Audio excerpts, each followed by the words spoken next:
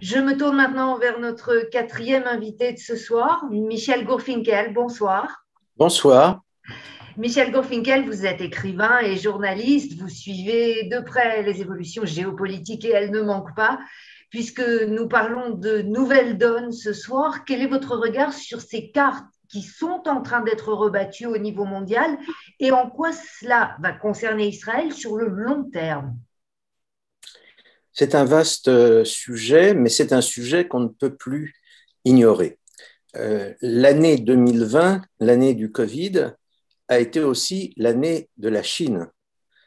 Ça a été l'année de la Chine de plusieurs façons. D'abord, évidemment, parce que le Covid est parti de Chine. Ça a été l'année de la Chine parce que la façon dont la Chine a géré la pandémie a été très problématique à bien des niveaux. Ça a été l'année de la Chine parce que brusquement, les pays occidentaux se sont aperçus à quel point ils étaient dépendants sur des plans entiers de leur économie de la Chine, à commencer par exemple, des produits de première nécessité concernant la vie médicale et sanitaire. Et surtout, ça a été l'année de la Chine parce que la Chine s'est comportée non seulement de manière problématique, comme je le disais, c'est-à-dire que, par exemple, elle ne semble pas avoir tout à fait coopéré avec la communauté internationale en ce qui concerne les informations concernant la pandémie, mais de plus, la Chine a très bizarrement commencé à faire la leçon au reste du monde. Elle a commencé à dire, vous voyez que nous sommes beaucoup plus forts et intelligents que vous. C'est vrai que le Covid a démarré chez nous, mais nous l'avons jugulé, tandis que vous vous débattez dans une situation épouvantable, et en fait, vous ne vous en sortirez que si nous venons vous aider. Ces différents éléments ont constitué globalement une sorte de bombe. Vous savez, en termes géopolitiques, une bombe, un événement spectaculaire, un Pearl Harbor en quelque sorte, ce n'est que le point d'orgue d'une évolution qui était déjà en cours depuis un certain nombre d'années. Donc il y avait déjà un moment que les pays occidentaux et d'autres pays dans le monde s'interrogeaient réellement sur ce que devenait la Chine et sur leur relation avec la Chine. Mais à travers l'année du Covid, brusquement, il est apparu qu'il y avait une nouvelle confrontation binaire qui était en train de se mettre en place dans le monde entre, certains disent, la Chine et le reste du monde, et certains autres disent entre la Chine et ceux qui jusqu'à présent étaient au centre du monde, c'est-à-dire les Occidentaux, les Américains et les Européens. Comme vous le savez, aujourd'hui, tout tourne autour de cette nouvelle problématique.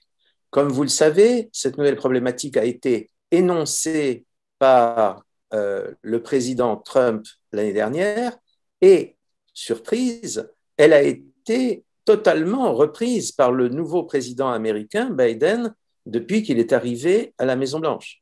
Comme vous le savez, la première rencontre entre les chefs de la diplomatie américaine et chinoise, qui s'est déroulée tout à fait au début de l'année en Alaska, ont été une confrontation extrêmement violente. On est tout à fait sorti du cadre des relations de bon ton entre grands pays civilisés. Comme vous le savez, la question de la Chine était au cœur des entretiens, dont on ne sait pas grand-chose évidemment, entre Biden et Poutine qui viennent de se dérouler à Genève. Ce que je voudrais essayer d'expliquer dans un premier temps, c'est l'arrière-plan de ce que l'on appelle souvent cette nouvelle guerre froide. Il y a un arrière-plan évident, c'est que à partir du moment où la Chine s'est ouverte à la science globale moderne, la Chine, par son poids, simplement par l'effet de son poids, allait devenir une très grande puissance et allait, quelles que soient les arrière-pensées, quelle que soit disons, l'idéologie qui anime ses dirigeants, la Chine allait se trouver en position de rivale de l'Amérique et des pays occidentaux. Mais il n'y a pas que cela. Je voudrais que nous revenions au point de départ. Le vrai point de départ pour tout ce qui nous concerne aujourd'hui, c'est évidemment la fin de la guerre froide en 1989-1991. Ce qui s'est beaucoup dit à ce moment-là, vous le savez, ce sont deux choses. C'est d'une part, le sentiment le plus général, c'était que les Occidentaux et les Américains en particulier avaient gagné la guerre froide, avaient gagné cette espèce de troisième guerre mondiale qu'était la guerre froide, et que par ailleurs, la victoire occidentale dans la guerre froide, ça correspondait à ce qu'un essayiste américain, Francis Fukuyama, avait appelé la fin de l'histoire. En quelque sorte, tout ce que nous avions connu jusque-là en matière de géopolitique était périmé et on entrait dans un monde nouveau où peut-être l'économie jouerait plus d'importance que la géopolitique classique. Il y a eu même un terme de géoéconomie qui a été forgé à ce moment-là. En réalité, ce qui s'est passé dès la victoire américaine ou occidentale, comme on voudra, en 1991, ça a été de manière quasi mécanique, quasi automatique, la formation d'une coalition anti-américaine et anti-occidentale. Appelons-la, il s'agit d'être aussi descriptif que possible, une coalition anti-hégémonique. De facto, même avec les meilleures intentions du monde, les Américains et les Occidentaux devenaient la puissance hégémonique unique dans le monde et une sorte de mécanisme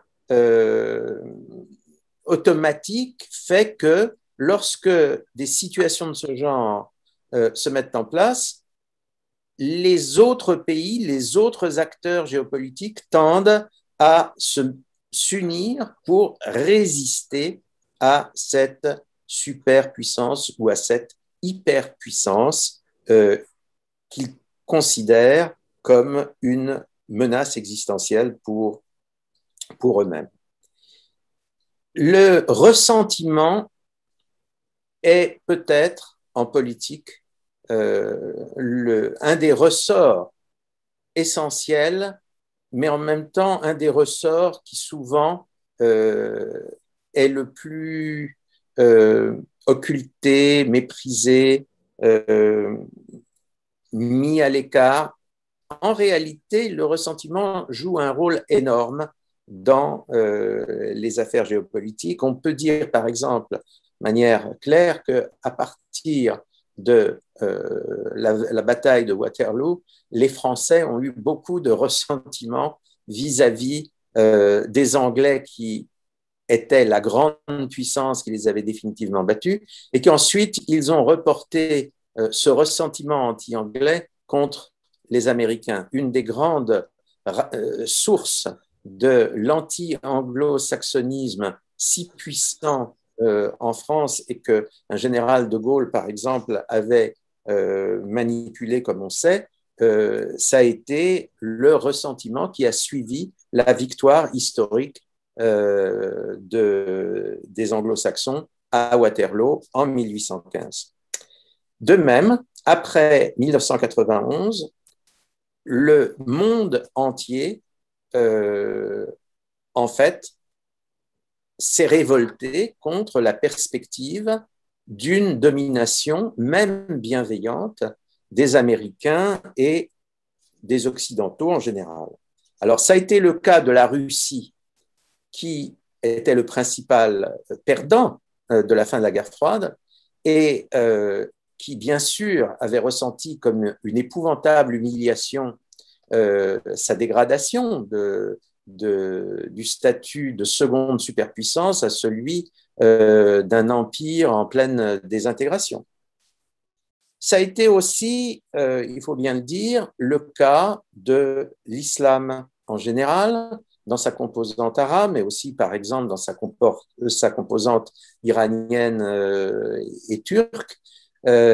L'islam, qui est persuadé d'être intrinsèquement, ontologiquement supérieur à l'Occident, était complètement ébahi de voir qu'une fois de plus, cet Occident impie, qui normalement aurait dû s'effondrer de lui-même, une fois de plus, il manifestait sa puissance.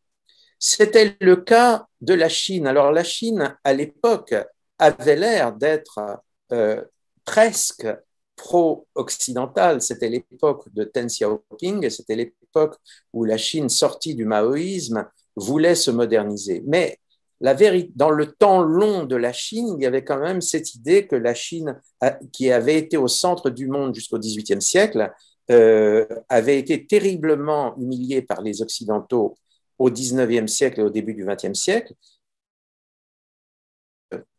L'Occident, à nouveau, apparaissait comme une super ou une hyperpuissance et donc retardait d'autant plus le réveil chinois en cours.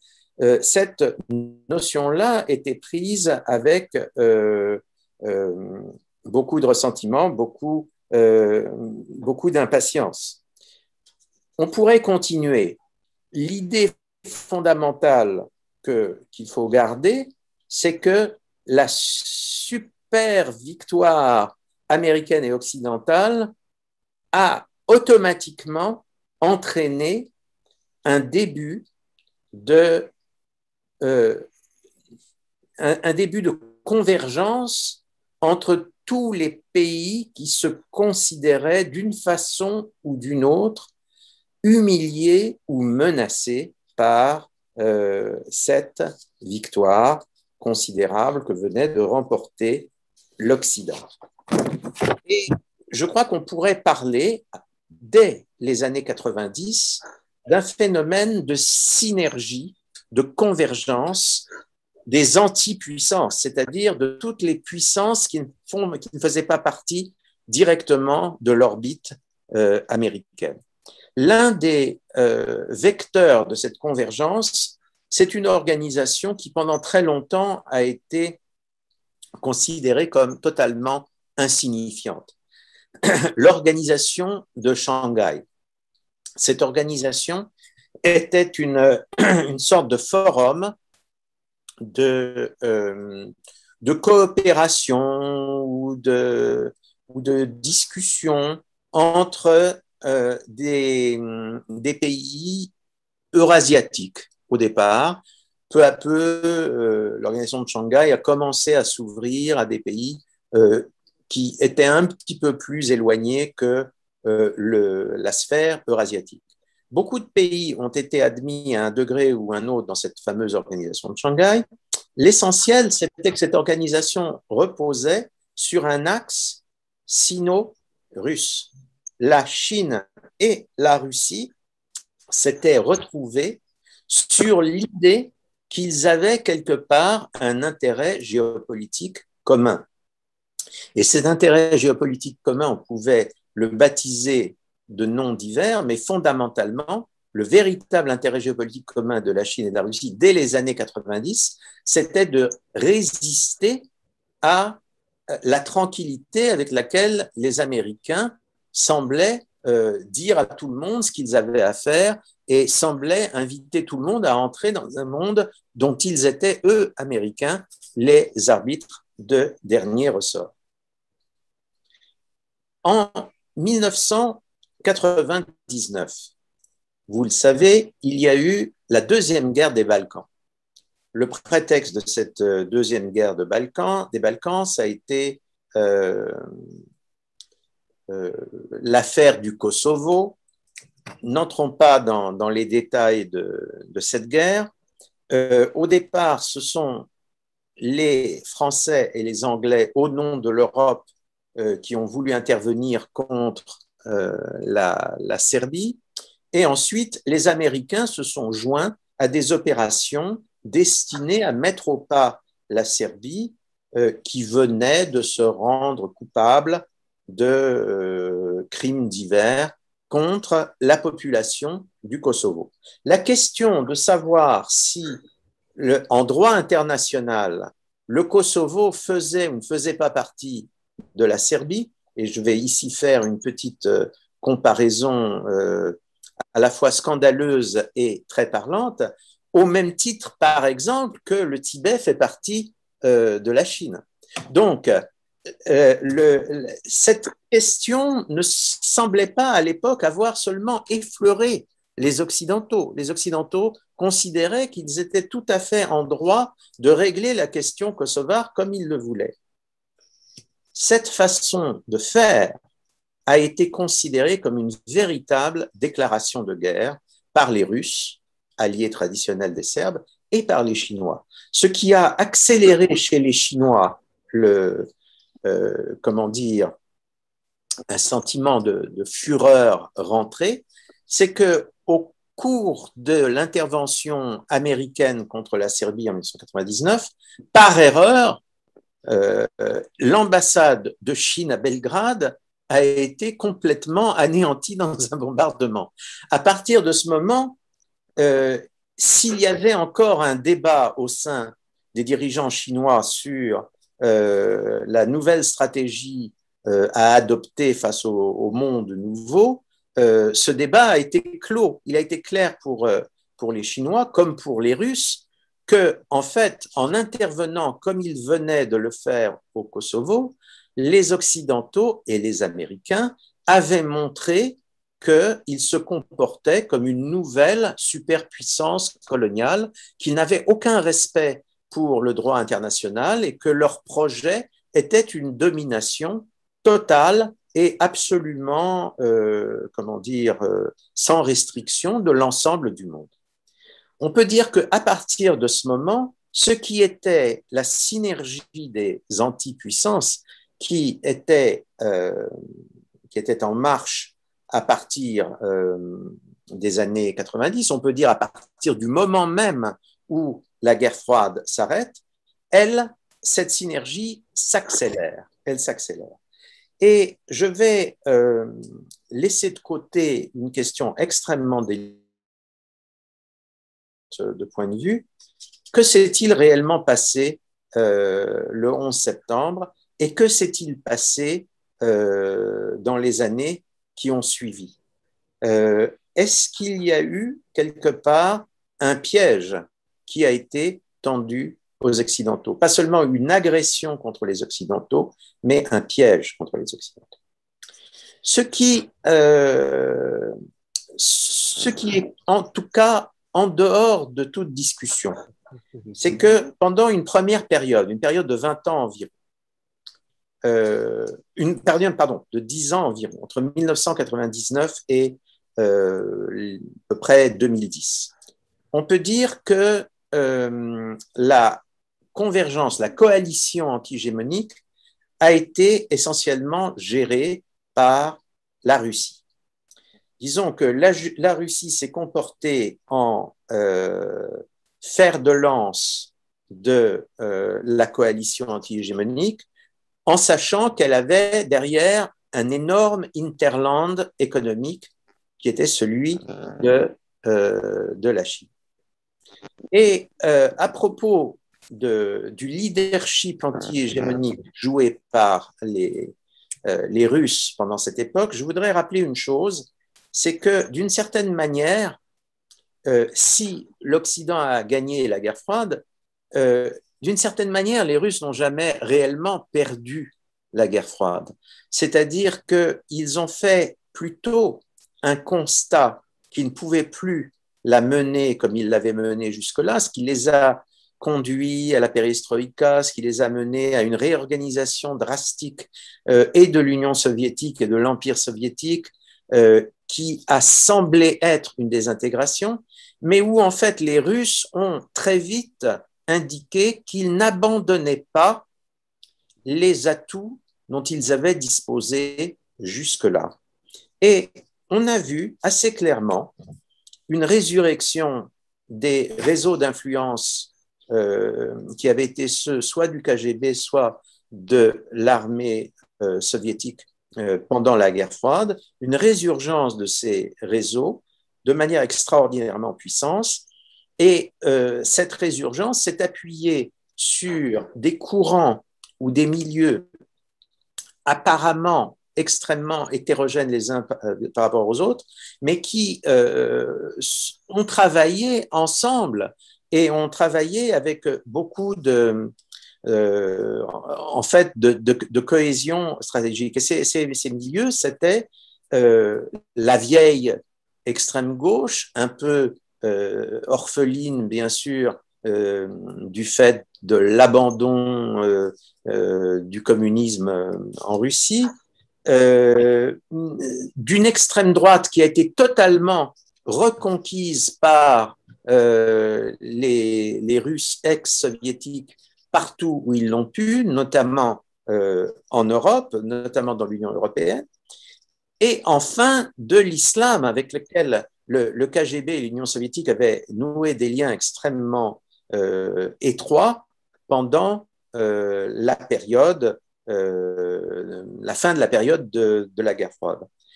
Il y a donc eu quelque chose souvent de sous-estimé, de mal compris de la part des Occidentaux, mais il y a eu une sorte de mobilisation globale dont les Russes ont été les principaux opérateurs à l'époque. Et après 2010, on a vu monter la puissance chinoise. Je crois qu'il y a eu un tournant le jour où des entreprises occidentales, notamment des GAFA, mais aussi de grandes entreprises européennes, comme par exemple Thomson, qui était le principal maître d'œuvre du TGV, des premiers TGV construits en Chine. Quand ces grands opérateurs occidentaux qui avaient cru pratiquement avoir conquis déjà l'immense marché chinois, se sont aperçus que le marché chinois se fermait à eux, à elles ou à eux.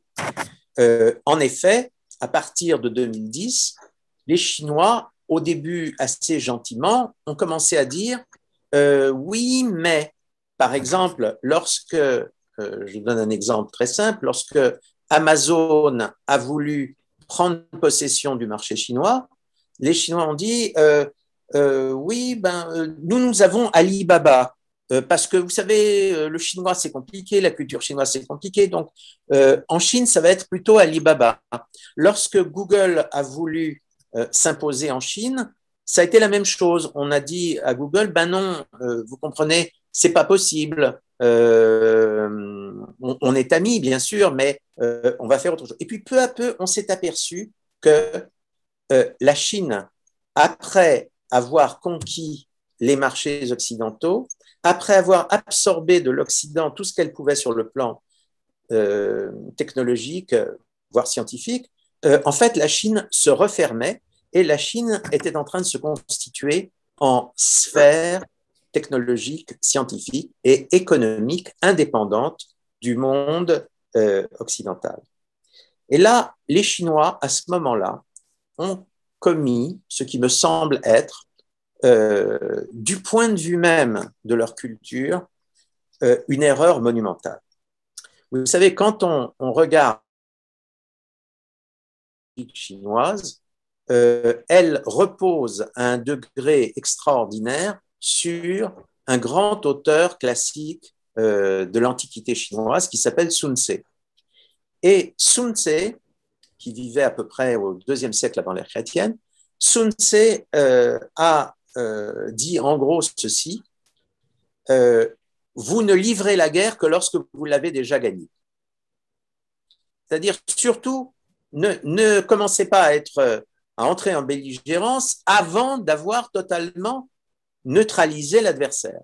On dit aussi que les Chinois réfléchissent en termes stratégiques à partir du jeu de Go, dont la logique consiste à encercler l'adversaire, non pas comme dans les échecs, par exemple, à prendre ses pièces, mais à faire que l'adversaire ne peut plus bouger. Eh bien, dans cette logique-là, les Chinois auraient dû continuer au moins jusqu'en 2030 à éviter de prendre une attitude trop arrogante vis-à-vis du reste du monde. Mais il s'est trouvé qu'au début des années 2010, il y a eu une révolution politique en Chine. Cette révolution politique en Chine, ça a été l'avènement de Xi Jinping, qui est il faut bien dire, le dictateur chinois actuel, qui a mis fin à une sorte de direction collégiale qui existait auparavant, qui a mis fin à une semi-libéralisation du régime post-communiste chinois, qui a lancé un nouveau régime que certains ont qualifié de national-socialisme chinois ou de capitalisme autoritaire nationaliste chinois. Et le comportement chinois dans la crise du Covid, en fait, ça a été dans la logique, dans la suite logique de cette évolution interne chinoise que l'on peut considérer comme une très grave erreur, puisque tout d'un coup, le reste du monde, et d'abord les Américains et les Européens, se sont dit, mais qu'est-ce qui s'est passé? Nous avions nourri dans notre sein un dragon, et ce dragon maintenant va nous dévorer. Je pourrais continuer et je pourrais aborder beaucoup d'autres questions, comme par exemple la question de ce qui se passe réellement dans le monde occidental aux États-Unis et en Europe à l'heure actuelle. Est-ce que le monde occidental ne connaît pas, ce qui est une très mauvaise coïncidence, une grave crise interne, une crise démographique, une crise religieuse, une crise culturelle, une crise politique. Est-ce que tout simplement l'Occident et l'Europe sont encore ce qu'ils étaient il y a une génération seulement? Donc, on pourrait réfléchir à tout cela. Je pense que dans une réflexion approfondie sur les événements que je décris, on ne peut pas faire l'économie de ce type de réflexion. Mais ce que je voudrais essayer de voir rapidement avec vous, c'est comment Israël, accessoirement le monde juif, se situe par rapport à l'évolution que je viens de décrire.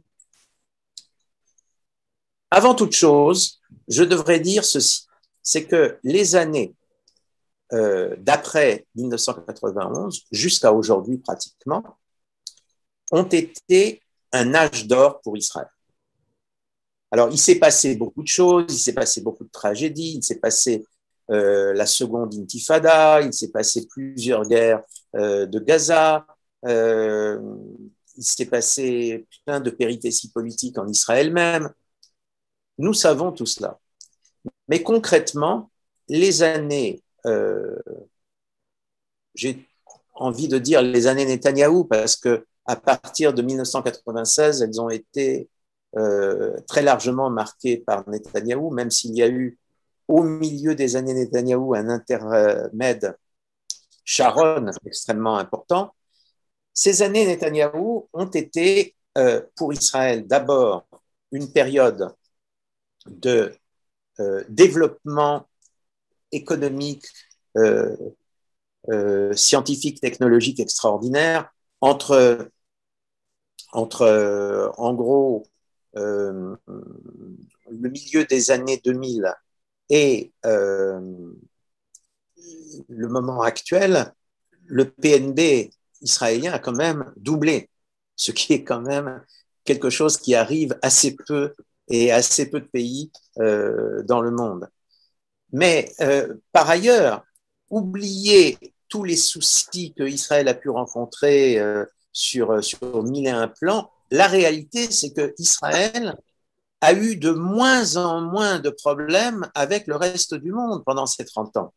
C'est que dès la fin de la guerre froide, un très grand nombre de pays qui n'avaient pas de relation avec lui ont rétabli ou ouvert des relations avec lui. C'est que Israël, qui avait déjà de bonnes relations avec les Américains et les Européens, au moins par exemple sur le plan culturel, sur le plan économique, sur le plan stratégique aussi, Israël a développé des liens avec la Nouvelle-Russie, avec la plupart des pays d'Extrême-Orient, avec l'Inde. Michel, à la fin aussi, à la Chine, voilà. Etc. On va essayer de conclure. Et même avec le monde arabe, comme on a fini par le voir, c'était quelque chose qui était en marche depuis des années, on a fini par le voir. Le problème pour Israël est très simple.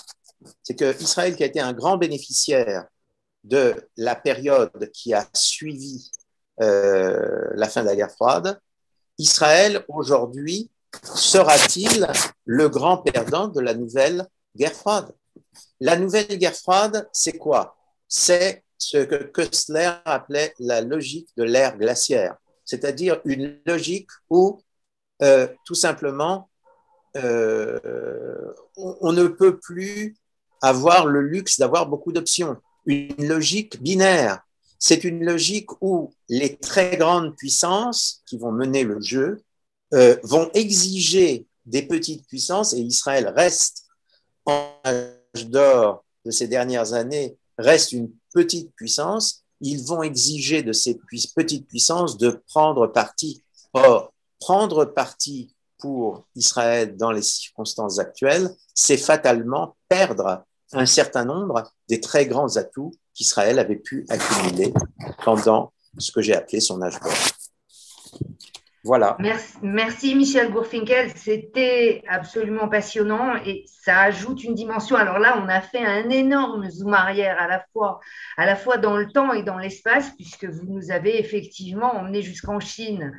Et ça n'est pas une figure de style, mais je pense qu'on a là effectivement déjà un certain nombre de pistes, un certain nombre d'événements et d'éléments qu'il va falloir d'une certaine manière relier les uns aux autres.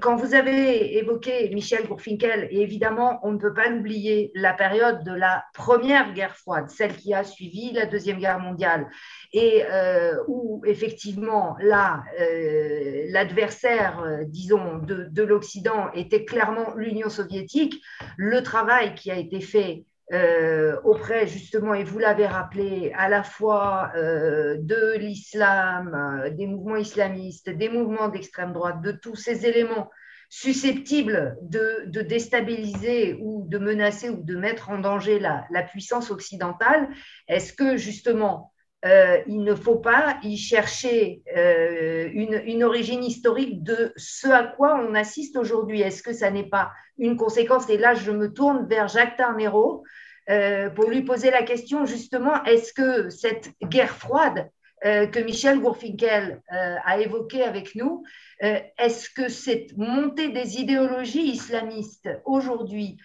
qui sont en train de saper l'Occident ne sont pas un effet historique de cette période, Jacques Tarnero? Il faut que vous rouvriez votre micro. Oui, bien sûr, et Michel a magnifiquement campé le paysage de l'évolution géopolitique du monde actuel.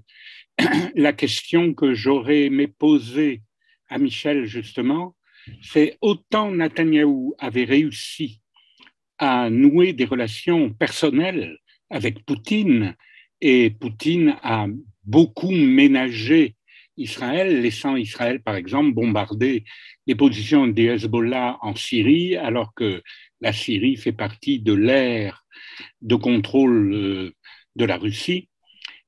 Quel va être l'avenir de tout cela et quelles sont les dispositions de la Chine à l'égard du statut d'Israël au Proche-Orient? C'est à la fois inquiétant, mais la dimension de start-up technologique d'Israël intéresse beaucoup les Chinois. Si les Chinois sont appelés à être un des grands arbitres du jeu politique international. Voilà, est-ce que c'est, d'une manière triviale, c'est bon pour Israël ou ça n'est pas bon pour Israël? La nouvelle Chine, la puissance chinoise, quel est le devenir des relations israélo-russes aussi? Alors, ce qu'on va faire, Jacques, si vous le permettez, et Michel aussi, avant de vous redonner la parole, je me tourne vers notre dernier intervenant qu'on a eu un petit peu de mal à retrouver, mais Meir Mastri est de nouveau avec nous. Meir, bonsoir.